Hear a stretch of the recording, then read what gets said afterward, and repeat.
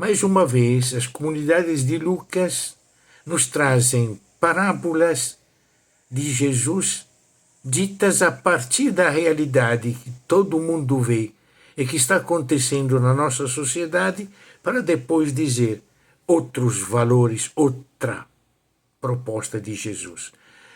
Lembremos que nos falou daquele homem rico que fez as contas para saber se o dinheiro que ele tinha bastava para construir uma nova torre. Ou daquele rei que fez as contas para ver se os soldados que ele tinha eram suficientes para vencer uma guerra. E concluiu, lembremos, dizendo: assim vocês, se não derem tudo o que têm aos pobres. As nossas contas são a partilha. E agora ele volta, Lucas, com outra parábola do que acontece todo dia na nossa sociedade. O econômico, o administrador, encarregado de fazer funcionar as coisas, pensa a si mesmo. Usa do seu poder para si mesmo, defraudando de um lado o patrão, defraudando de um lado os devedores. A coisa chega aos ouvidos do patrão: vem cá, o que está acontecendo? Eu vou te tirar da administração, explica direito. E o administrador, o econômico, estou pensando em quantos econômicos e administradores nós temos na nossa sociedade, colocados para administrar o dinheiro público, os nossos impostos, para o bem de todos, defraudando. Ah, meu Deus. Mas vamos voltar ao Evangelho. O econômico que não quer trabalhar nem quer pedir esmola, o que ele faz? Ele vai tentar cativar a simpatia dos devedores, renunciando àquela parte que ele estava roubando do patrão e que o devedor pagava para ele, pensando que era para o patrão. Vai lá e diz: quanto tu deve? 100 tonéis de óleo. Escreve 50, quase 2.500 litros. Quantas medidas de trigo tu tem? Tu deve? 100. Escreve 80. Tira mais ou menos 9.000 litros de trigo. É muita coisa. Assim ele pensa: quando vou perder o meu poder, vou ter gente que vai me amparar, porque acabei beneficiando eles, os devedores.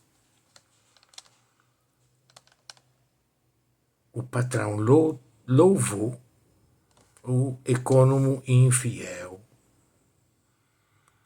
Louvou. Porque foi esperto. Porque foi esperto. Isso acontece normalmente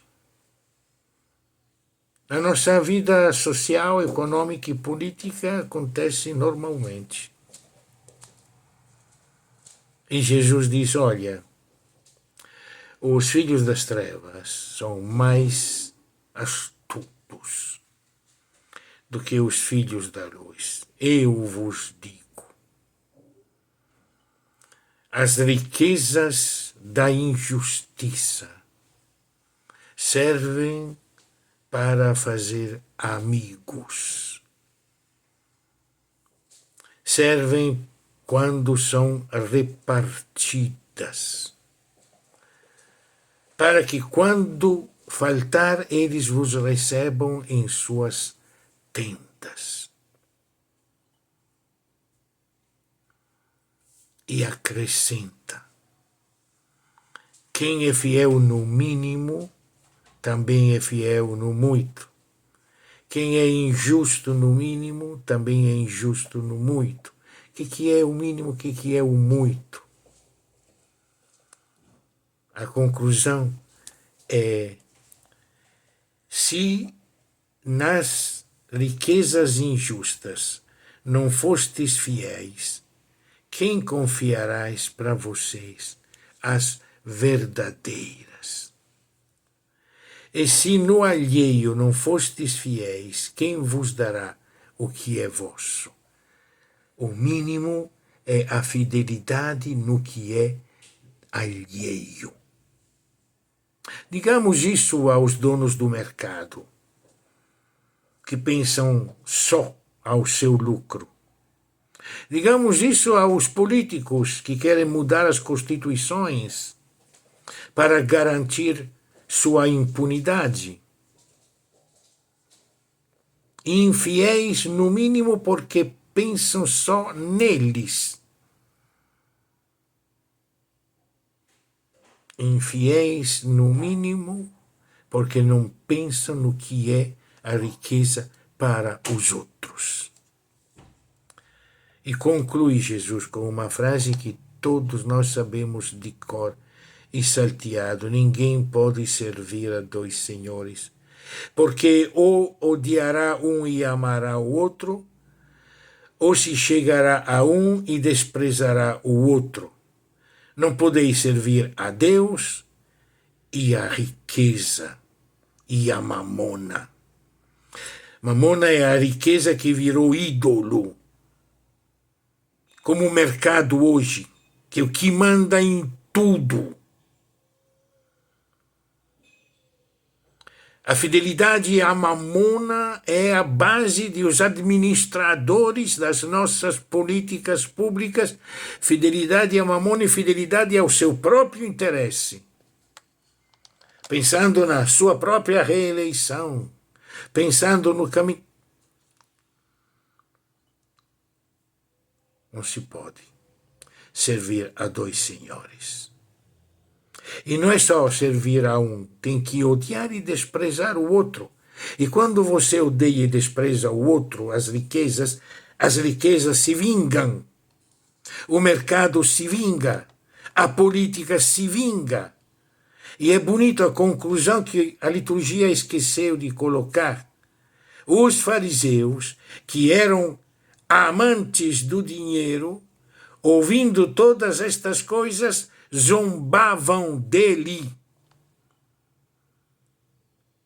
Assim como zombam daqueles que pensam em primeiro lugar no bem dos outros, como deveriam fazer os administradores.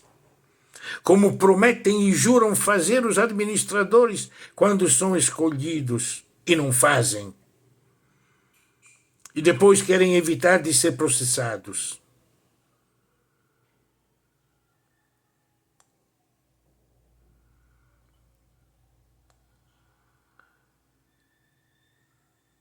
Vós sois os que justificais vós mesmos diante dos homens.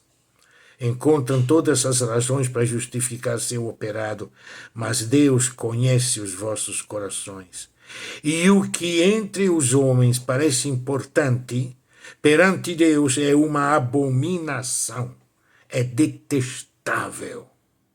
É por dizer isso Jesus vai ser morto.